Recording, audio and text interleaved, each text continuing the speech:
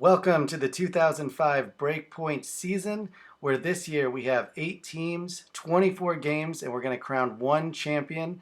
So I'm super excited. In the off season, we added 2 new teams, Tennessee and Purdue. And Tennessee would be coached by S. Mills, so he's back from Michigan. As you can see, Tennessee, Purdue, and Valparaiso all under 20. Meanwhile, Indiana and B. Keaton continue to kill, and they have a 33. So this is 2 years in a row that they've had a record high of 33 season total. But we'll see if they can finally clinch a championship with that kind of rating. So without further ado, let's get to the games. All right, Indiana Butler, the kickoff classic. For the 5-year anniversary, we're going to be at Lucas Oil Stadium, where Indiana brings their 33 against Butler's surprise 26. D. Wilson at Butler really put together probably the best team that they've ever had. Let's see if they can get an upset against Indiana. All right, Indiana with that big 7 leadoff. Here's the first roll. And they'll hit a 3. So Butler probably needs at least one break point to pull the upset here. They're going to hit a 4.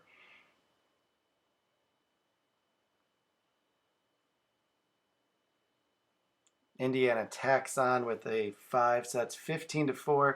Again, Butler's going to need a couple of break points. They don't get it. They get a 4. So that'll end it. And Indiana beats Butler for the 4th time out of 5. So Butler's only gotten them once.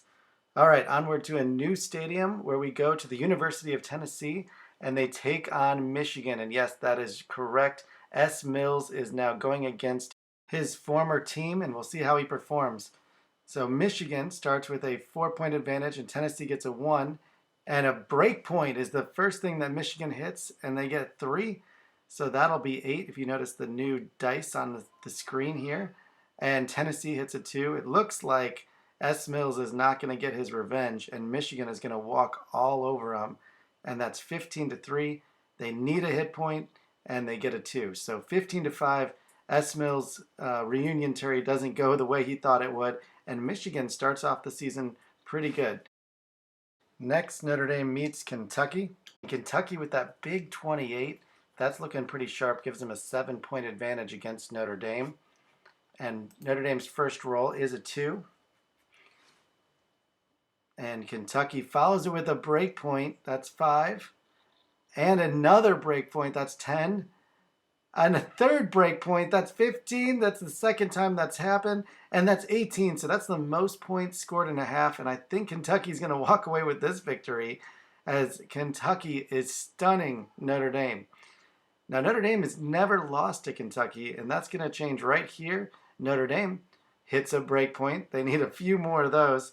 And they get 2. They get 2. That's 10 points and a 4. So that's going to be 14.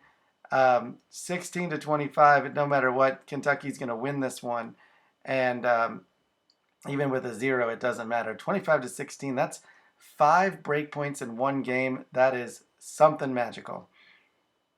All right, on to our next newest team, the Purdue Boilermakers. We have Valparaiso visiting the champions. They're a 3-1 lead. And Valpo hits a 3 to start. That's 6-1 lead going into Purdue's first ever breakpoint roll. And they hit a 4. So it's a close one. Valpo will need something to get some distance here. And a breakpoint should do it. That's 5 plus 2. That'll be 7. So 13-5. Purdue could do it with a breakpoint. And they get a breakpoint. They're at 5, 6, oh no, 7. So Purdue's first game at their home stadium, they're going to lose to Valpo by 1 point. That was probably way closer than Valpo would have liked against a new team like Purdue. But that's kind of exciting that they came that close. So after week 1, we see Indiana, Valpo, Michigan, and Kentucky all came away with victories, and Butler, Notre Dame, Tennessee, and Purdue with the losses. So nothing too unusual here. Pretty much what we expected going into this. All right, now we go to the first game at Notre Dame Stadium. And they have a 1-point advantage against Michigan and a 2-point home field advantage, giving them a 3. Michigan's first roll is a break point. They followed up with a 1, 6-3. So Notre Dame, their lead is gone. Let's see if they can respond. And a 5 will do it. That'll give them a 2-point lead. Michigan Can they get 2 wins to start the season with a break point? That looks good. 5, 6, 7, so that's 13. So Notre Dame could tie with a 5 or have a chance of winning it with a 6, and they hit the break point. Notre Dame hits a break point. They hit another break point. Are you kidding me?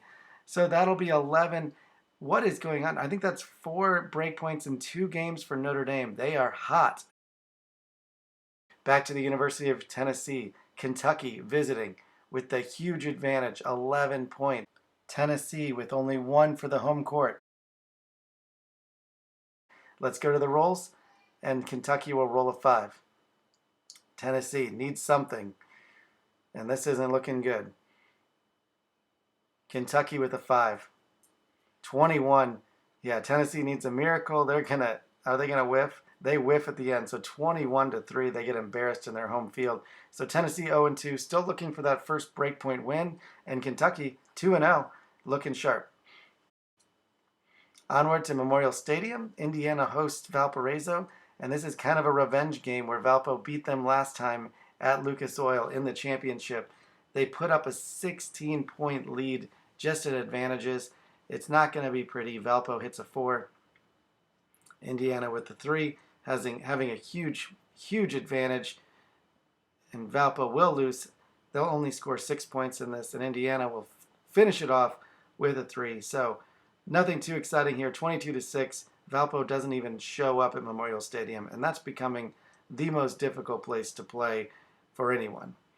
So Butler, talking about that 26 skill level, that's a 10-point advantage going against Purdue, and they follow it with a break point and another 5. That is 10 points. So this is that Butler team that we've never seen this sort of level, and they just look great out there. 20-6 with going into the second half, 22 points. Purdue's going to need a miracle, and just like Tennessee, Purdue's not going to get their first win. They dropped 2 at home. 22-9 is the final, and now Indiana and Kentucky both with 2 wins, and then a bunch of people with 1-1, and then the 2 new teams, Tennessee and Purdue, still winless. So that's the standings after week 2. Onward to Kentucky at Michigan. Kentucky with that 28 gives 7-point advantage. First roll for Kentucky, and they hit a break point, and that'll be 10. So they'll be up 17-1 before Michigan even knows what hit them. And is this going to be another Michigan season where they just perform poorly? It doesn't seem to matter how many points they have. If they're, rated 21, 22, they just cannot get any traction. I think this is, and they hit a break point. They need a couple more to win this. They're not going to get it. And so they're 1-2, Michigan is, which I would say is an underperformance, but we'll see how the season shapes out. Back to Notre Dame Stadium, where Tennessee visits for the first time. Notre Dame with a 7-point advantage, and Tennessee hits that 3. Notre Dame with a whiff. That's a big whiff. So now Tennessee hits big. They have a chance at upsetting Notre Dame in one of the hardest places, and they hit a 2. So they can't do it. They had an opportunity, but Notre Dame is going to take care of business, and if that wouldn't matter, they hit a break point anyway. So Notre Dame continues their dominance at home, beating up on Tennessee, who's still looking for their first win. All right, Butler versus Valpo. Butler with a 7-point advantage, Valpo with a 1-point home advantage, and Butler hits a 4. Valpo, that's not good. And they will score 1, so 11-2 going into the second half. And the Butler misses.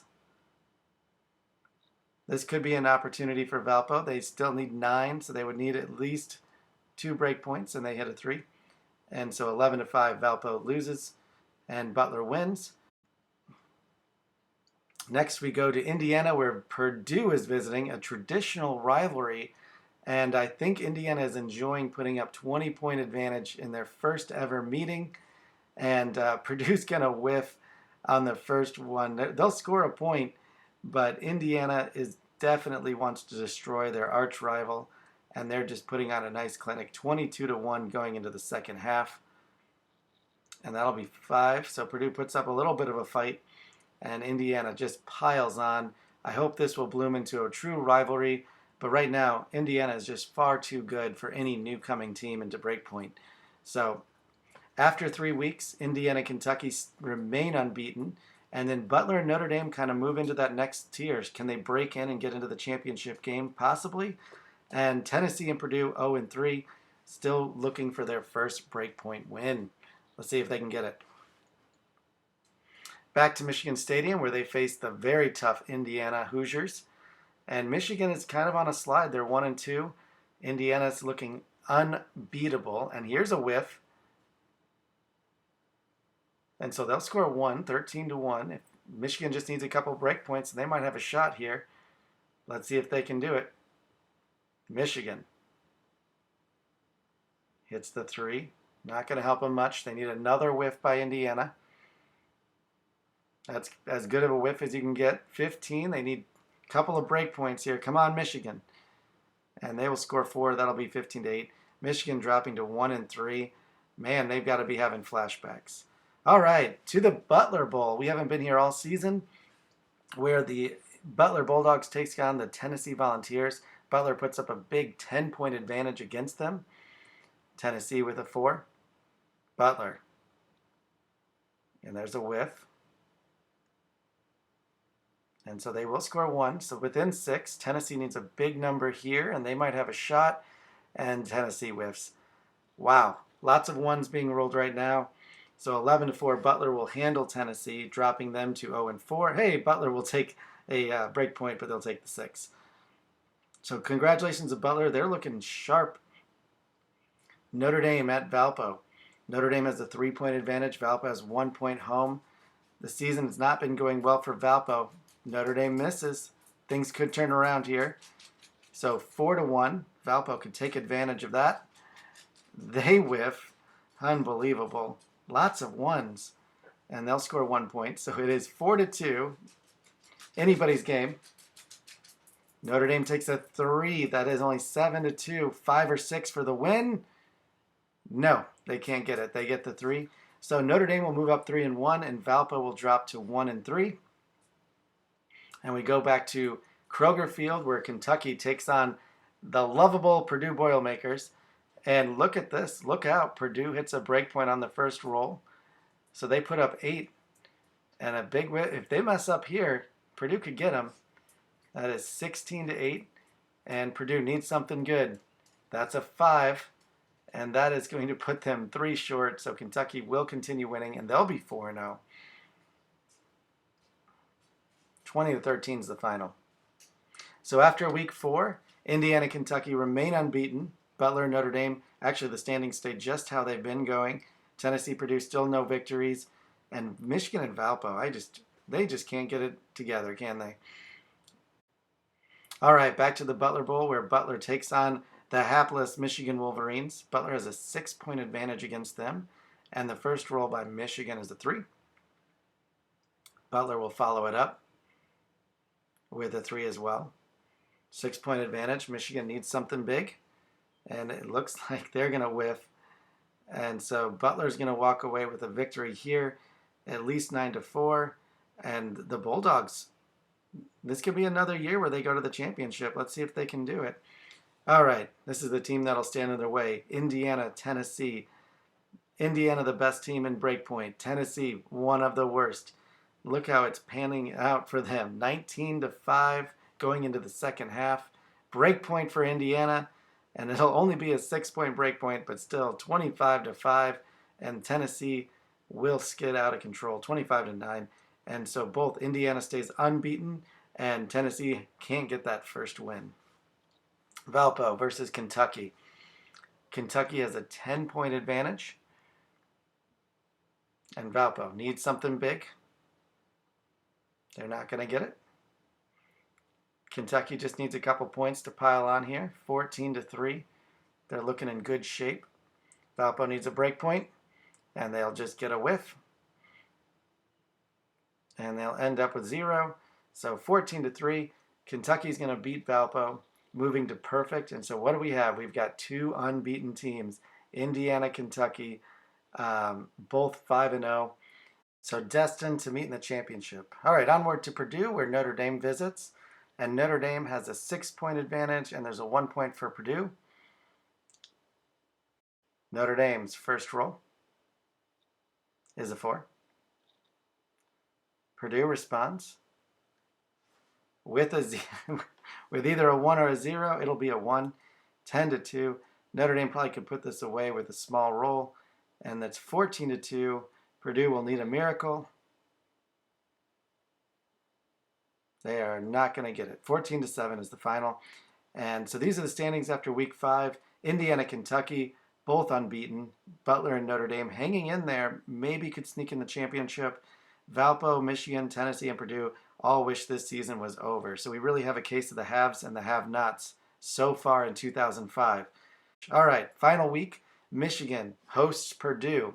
6-point advantage. Purdue looking for their first win in BreakPoint history. That 2 is probably not going to do it. They need to have a breakpoint here. They hit the breakpoint. That's 5. And that'll be 8. That's enough to do it. They've got a 1-point lead. They need Michigan to miss, and Michigan will hit the 4, and they'll stave off Purdue's chances. 13-10 is the final. So Michigan goes to 2-4, and Purdue drops all 6 of their games. They will go winless in their first breakpoint season.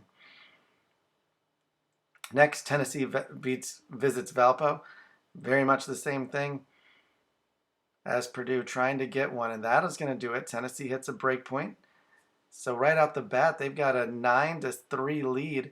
Let's see what Valpo can do. Valpo adds 2. Tennessee, can they get their first breakpoint victory? They hit a 4. That is not bad. That is 13-5.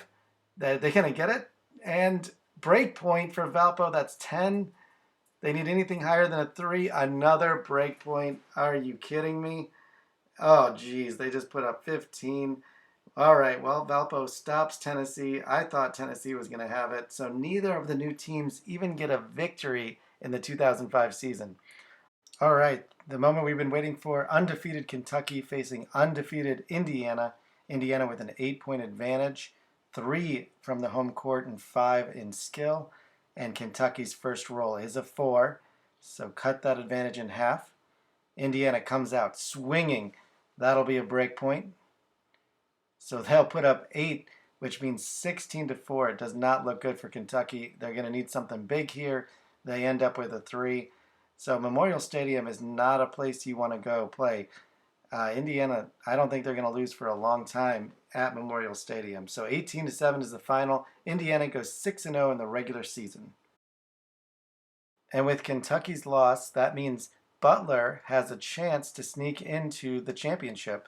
Notre Dame already lost to Kentucky head-to-head, so a victory for them and Kentucky goes. But if Butler wins, then Butler and Kentucky will be both 5-1, and it'll come down to points scored. So we'll have to add that up. So let's see what happens. Notre Dame starts with a 2-point home court advantage, whereas Butler has a 4-point advantage against the Irish. And the first roll for Butler is a 4. That gives them an 8-2. Notre Dame. They respond with a break point.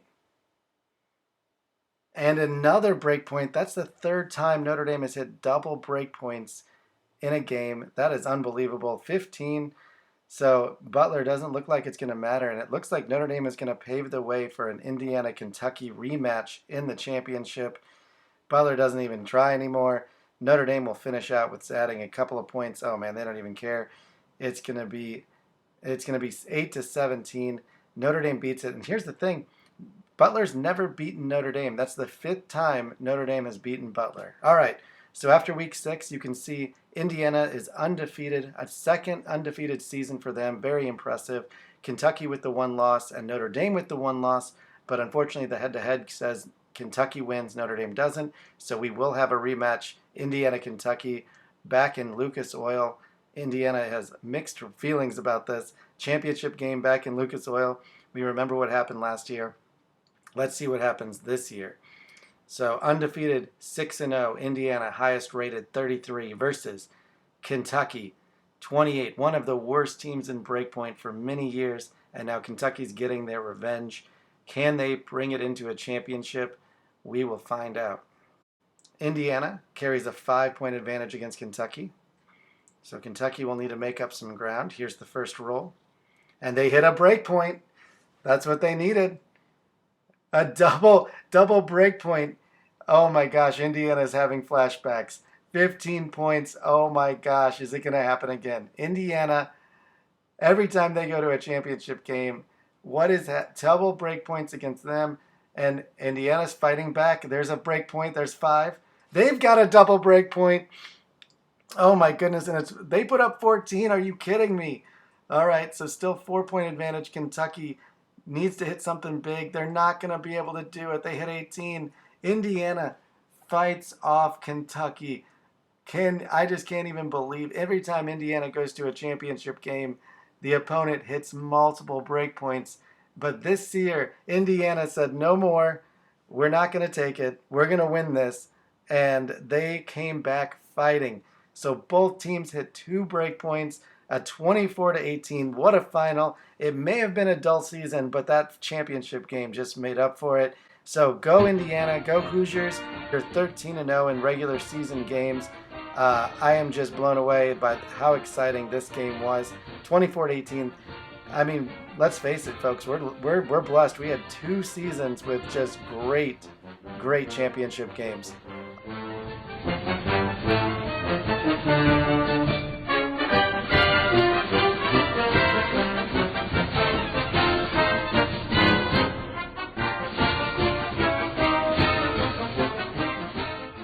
BreakPoint final standings. Indiana 7-0, the first time a team's gone undefeated, and they did it in dramatic fashion. Kentucky 5-2, both losses coming to Indiana. Notre Dame, their only loss coming to Kentucky, so it really just kind of maxes out just the way you expect it to. So there's some fun stats, and again, I hope to see you next season. Check out off-season 2005, and we'll keep plugging along. Thank you.